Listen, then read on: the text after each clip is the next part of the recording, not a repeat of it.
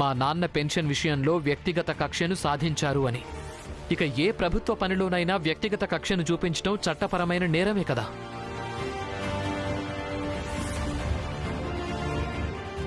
పదండి, ఈయనతో వాదించడం ఎందుకు? పదండి. ఆగండి, దూరం జరగండి, దూరం జరగండి. చిన్న చేత వాళ్ళు లోపలికి వెళ్ళారంటే జాగ్రత్త. నేను నా భర్త గురించి విన్నాను. ఆయన ఇలాగే గుమ్మం మధ్యలో నిలబడి లోపల వాళ్ళు బయట ఉన్న వాళ్ళ ఆహాన్ని అణిచేశారు.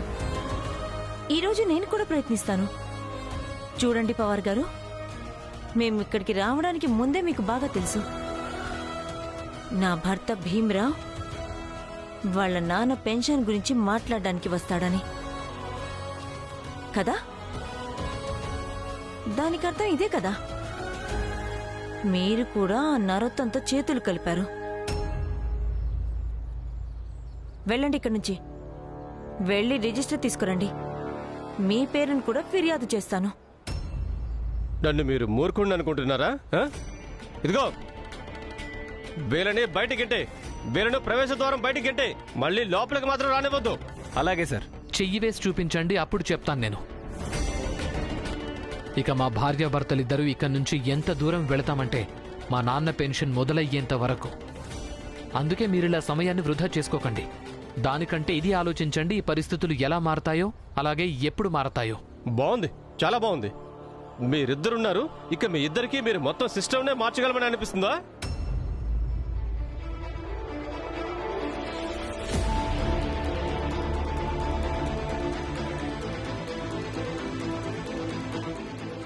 ఒకసారి ఆయన కూడా నన్ను కాలేజ్లో ఇదే ప్రశ్న అడిగారు. మీరు కొంచెం ఎక్కువే మాట్లాడుతున్నారు. వీడికి ఎంతమంది ఉన్నారు? తనను ఎంతకాలం కాపాడతారు? అప్పుడు నేనేం జవాబు చెప్పానో మీకు అదే చెప్తున్నాను. మేమెంతమంది ఉన్నామంటే, ఎంత అంటే మీరు మమ్మల్ని లెక్కబెట్టడానికే భయపడిపోతారు.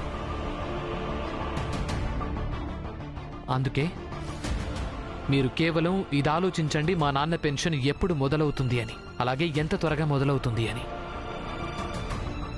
భార్య భర్తలు ఇద్దరు ఎక్కడే చావండి.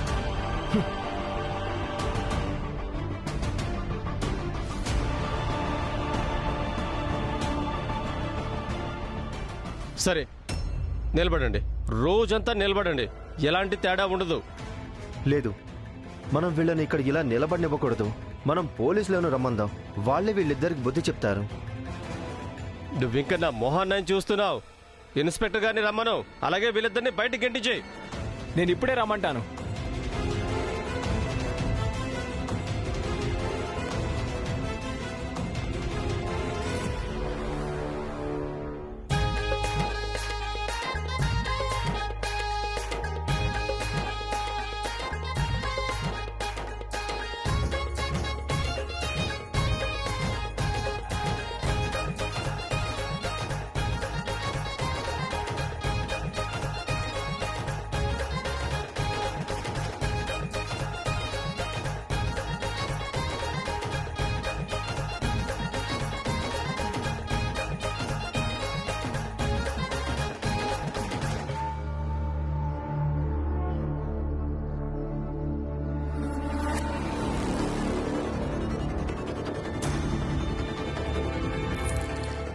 ఇదిగోండి, అందరూ సంతోషాలు జరుపుకోండి.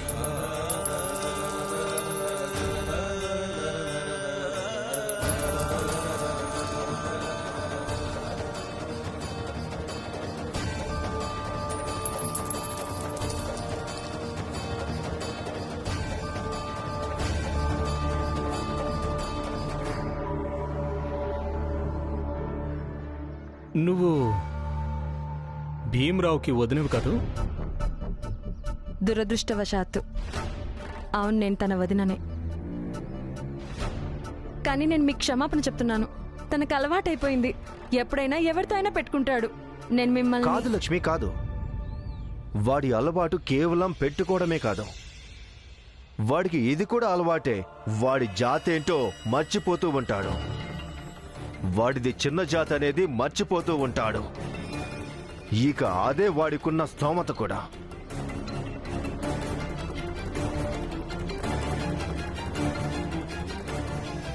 తనకు చెప్పు తన పుస్తకాలు తీసుకొని ఇక్కడికి రమ్మని. చాలా పొగరు చూపించాడు అందరి ముందు.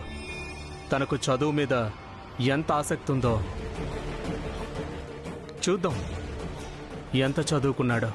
వద్దు బాబు గారు, ఇదంతా తన నాటకం అంతే. తనేం చదువుకున్నవాడు కాదు, తనకసలు ఏమీ రానే రాదు. తను రోజంతా ఉపన్యాసం ఇస్తుంటాడు అంతే. ఎప్పుడు ఏమాత్రం సిగ్గు లేకుండా భార్య సంపాదన మీద బతుకుతున్నాడు. అలాగే పెద్ద పెద్ద కలలు కంటూ ఉంటాడంతే. చూడు,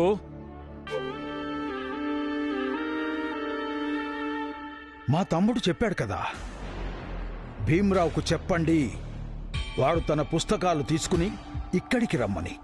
అయినా వీధిలో కూర్చుని ఎక్కడైనా చదువుకుంటారా? మా తమ్ముడు లండన్ నుంచి వచ్చాడు. వీడే చెప్తాడు భీమ్రావుకి చదువుకున్న విలువ ఏమిటో. అర్థమైందా? సరే, తనకు నేను చెప్తాను. చాలా మంచిది. ఇక మీరంతా వెళ్ళండి. అలాగే. వెళ్ళేస్తాం అయ్యగారు.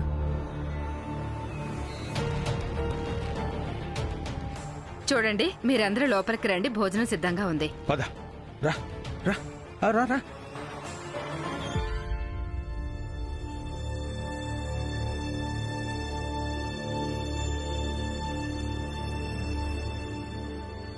ఓ విషయం తెలుసా, మీ గురించి నేను ఆ కథ విన్నప్పటి నుంచి మీరు మీ ఒక్కొక్క హక్కు కోసం కఠినాతి కఠినమైన పోరాటం చేస్తారు. అప్పుడే నేను నిర్ణయించుకున్నాను, ఒకవేళ జీవితం నాకు అవకాశం ఇస్తే మీతో కలిసి అవన్నీ చేయాలని. ఈరోజు మొదటిసారి మీతో కలిసి అదే రకమైన హక్కు కోసం పోరాడుతున్నాను. సంతోషంగా ఉంది. ఈ రోజు అనిపిస్తోంది నేను భీమ్రావ్ అంబేద్కర్ భార్యనని.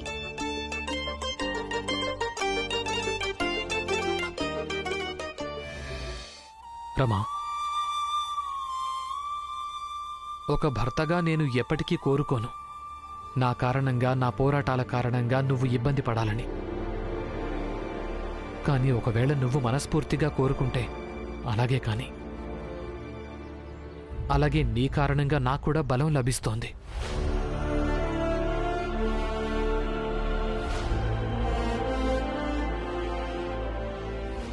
మామయ్య పెన్షన్ మొదలు పెట్టించి మనం వెళ్దాం. కేవలం పెన్షన్ మొదలు పెట్టించి వెళ్లడమే కాదు రమా, ఇక నుంచి ఒక పాఠం నేర్చుకుని వెళదాం. చదువు దృక్కోణాన్ని మార్చలేదు అని, దానికోసం అవగాహన కూడా ఉండడం మంచిదని. ఎందుకంటే శిక్షణ, చదువు మనిషికి ఒక దృష్టినిస్తుంది. కానీ ఆ దృష్టితో ఏం చూడాలో అది మనమే స్వయంగా నిర్ణయించుకోవాల్సి ఉంటుంది. ప్రచండదేవ్ తమ్ముడు లండన్లో చదువుకొనొచ్చాడు. అయినప్పటికీ జాతి, మతం, చిన్న పెద్ద భేదాలు నమ్ముతాడు. ఈ విషయం తెలిసి నాకు చాలా బాధ అనిపించింది. నువ్వే చెప్పురమ్మా, అంతగా చదువుకొని మాత్రం ఏం ప్రయోజనం?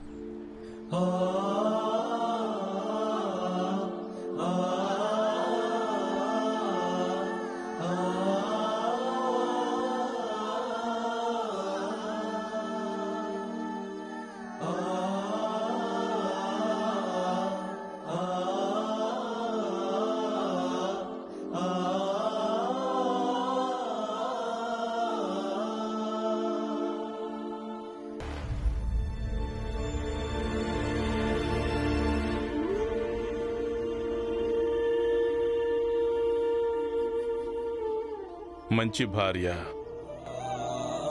మంచి కొడుకు, మంచి కుటుంబం, ఇవన్నీ దొరకడం అంటే ఎంతో అదృష్టం చేసుకుని ఉండాలి.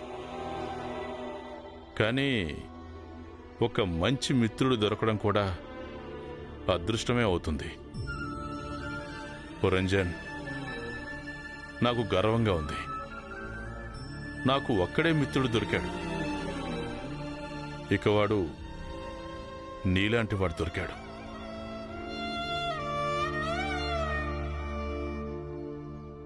అదేం లేదు రామ్జీ, నేనే గర్వపడుతున్నాను. నాకు ఎందుకు గర్వంగా ఉందంటే నాకు నీ రూపంలో బాగా చదువుకున్న మిత్రుడు దొరికినందుకు. మొన్నటిదాకా ఊరికే సతారాలో తిరుగుతున్న ఒక సాధారణ పురంజన్ ఇదిగో ఇవాళ ఒక మంచి వ్యక్తిగా మారిపోయాడు. మొన్నటిదాకా నువ్వు నా పక్కన లేవు కదా. అందరూ నన్ను చిన్న జాతి వాడివి అనేవాళ్ళు, చీదరించుకునేవాళ్ళు, తిట్టేవాళ్ళు.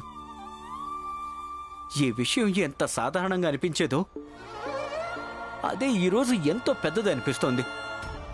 ఈ మార్పు మొత్తం కూడా కేవలం నీ కారణంగానే, నీతో స్నేహం చేయటం వల్లే జరిగింది రామ్జీ. ఇక్కడి నుంచి వెళ్ళిపోయి ఉంటే మా జీవితాల్లో కూడా కొంచెం మార్పు వచ్చి ఉండేది.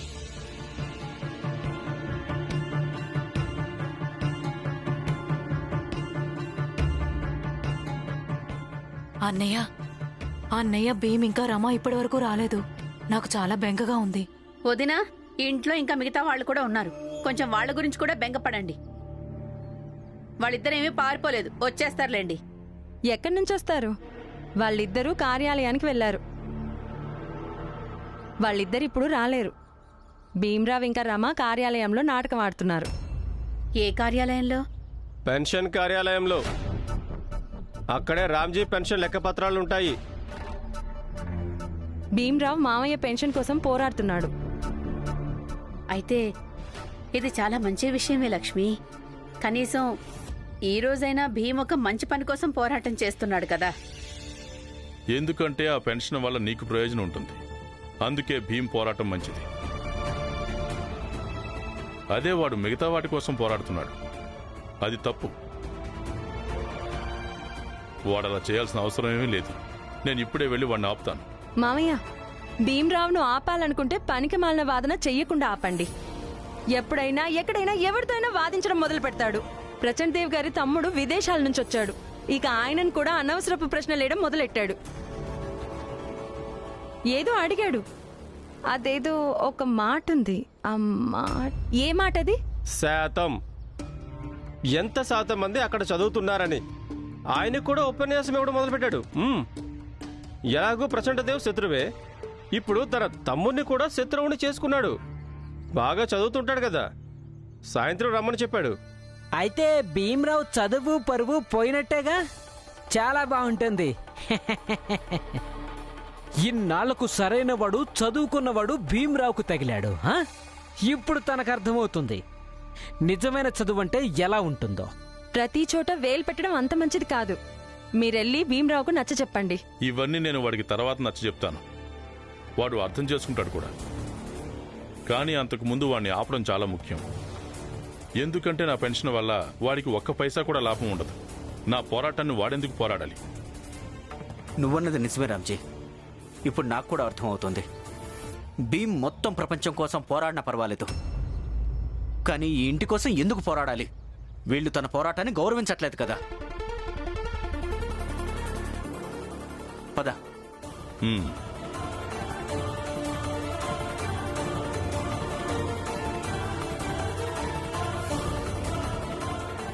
మీరొచ్చిన పని అయిపోయింది కదా, ఇక వెళ్ళండి. వెళ్ళి మీ దుకాణాలను చూసుకోండి. పని చేయడం కూడా ముఖ్యమే కదా.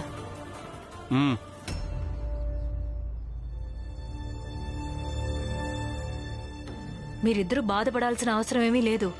ఆ అన్నయ్య ఇంకా పురంజన్ భీమ్ను ఆపడం కోసమే వెళ్లారు. కానీ భీమ్ ఆగిపోయే రకం కాదు.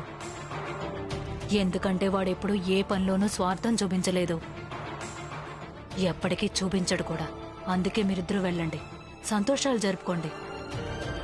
ఎందుకంటే ఇప్పుడు అన్నయ్యకు పెన్షన్ ఖచ్చితంగా వస్తుంది. మీరిద్దరూ వెళ్ళి తియ్యటి రొట్టెలు చేయండి. పద.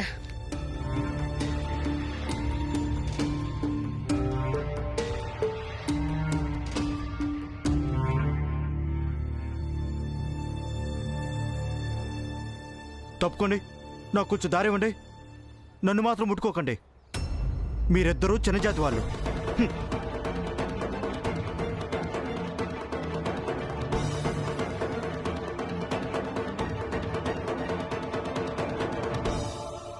ఇదిగోండి, వీళ్ళిద్దరు ఇక్కడే ఉన్నారు. ఓ అంటే మీరిద్దరూ ఇప్పుడు ఈ నాటకం మొదలు పెట్టారా? ఇదేం నాటకం కాదు. ఇక్కడికి మా నాన్న పెన్షన్ మొదలు పెట్టించడం కోసం వచ్చాం. మీరు రావడం మంచిదైంది. ఇక్కడ ఆఫీసులో పనిచేసే ఒక కార్మికుడు అలాగే 3 అధికారుల మీద నేను కంప్లైంట్ ఇవ్వాలి. మీరు వచ్చారు కాబట్టి మీరు మాకు సహాయం చేయండి. భీమ్రావ్, ఒక్కసారి క్షమాపణ పత్రం ఇచ్చేశావు, మరోసారి కూడా ఇవ్వాలనుకుంటున్నావా? లేదు, అంత అవసరం ఏమీ లేదు. నాన్నా, బాబు భీమ్, ఇంటికి పద. ఇవన్నీ వదిలే, నాకు నా పెన్షన్ అక్కర్లేదు. లేదు మావయ్య, మీరెందుకని మీ పెన్షన్ వద్దంటున్నారో నాకు బాగా అర్థమైంది. కానీ ఈ పెన్షన్ ఎంత అవసరమో నాకు ఈయనకు బాగా తెలుసు. అవునాన్నా, ఇక మీ పెన్షన్ నా కారణంగానే ఆగిపోయింది. దీన్ని మొదలు పెట్టించడం నా బాధ్యత. భీమ్, నేను చెప్పేది ఒకసారి విను. ఏయ్, మీ తండ్రి కొడుకులిద్దరూ ఇక నాటకాలు ఆపేయండి. ఇక్కడి నుంచి వెళ్ళండి. మేం వెళ్ళం. మేమిక్కడే నిలబడి ఉంటాం. చూడండి, నేను ఉన్నతాధికారులకు కూడా ఉత్తరాలు రాశాను.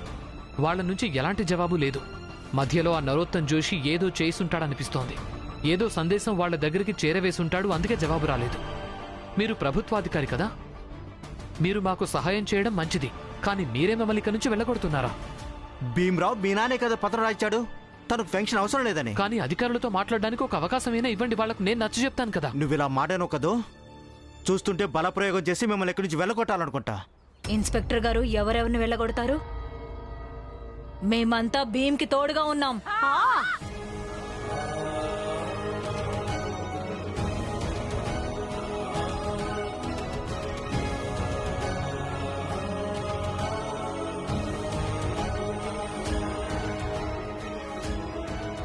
వెళ్ళగొట్టగలిగితే మమ్మల్ని కూడా వెళ్ళగొట్టి చూపించు. నన్ను కూడా వెళ్ళగొట్టి చూపించు. అవును, వెళ్ళగొట్టండి. అలాగే మేం కూడా ఇక్కడే ఉంటాం.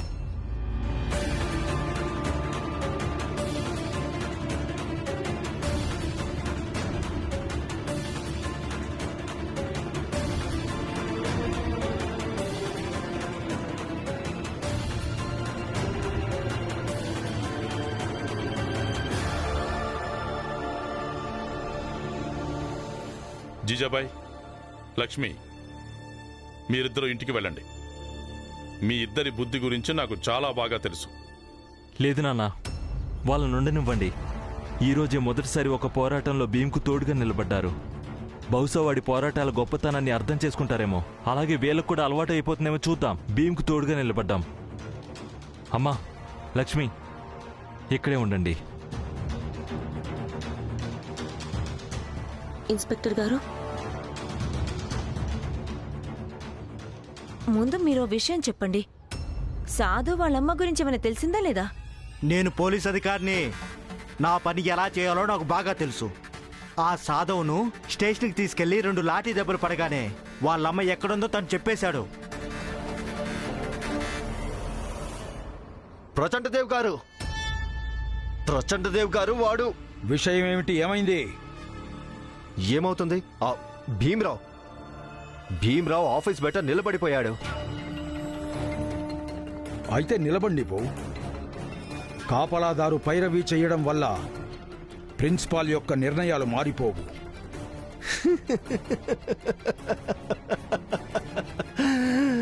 అక్షరాల నిజమే. మీరు చెప్పింది పూర్తిగా నిజమే ప్రచండదేవ్ గారు. కానీ ఆ భీమ్రావ్ చాలా మండివాడు. ఇలాగే ఒకసారి పట్టుబట్టి తన వీధిలో దీపాలు పెట్టించుకున్నాడు. అలాగే పట్టుబట్టి ఆ భీమ్రావ్ తన తండ్రి పెన్షన్ మొదలు పెట్టిస్తాడేమోనని భయంగా ఉంది.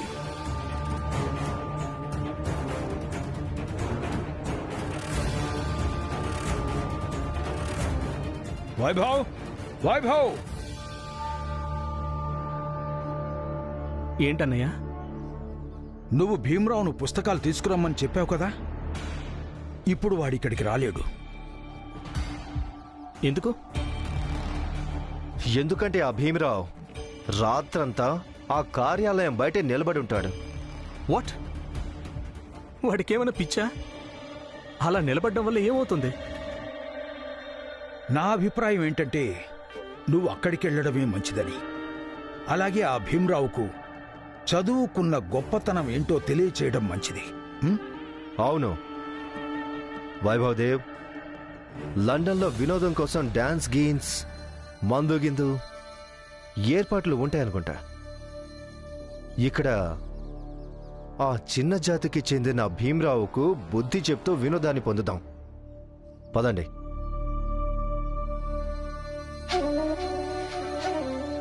ఒక పని చేయండి, వాడి క్లాస్కి సంబంధించిన కొన్ని పుస్తకాలు అరేంజ్ చేయండి. వాడిక్కడికి వచ్చినా మనం వాడి దగ్గరికి వెళ్ళినా పెద్ద తేడా ఉంటుంది. వాడి చదువు పరువుని మనం ఎక్కడైనా తీసేయచ్చు.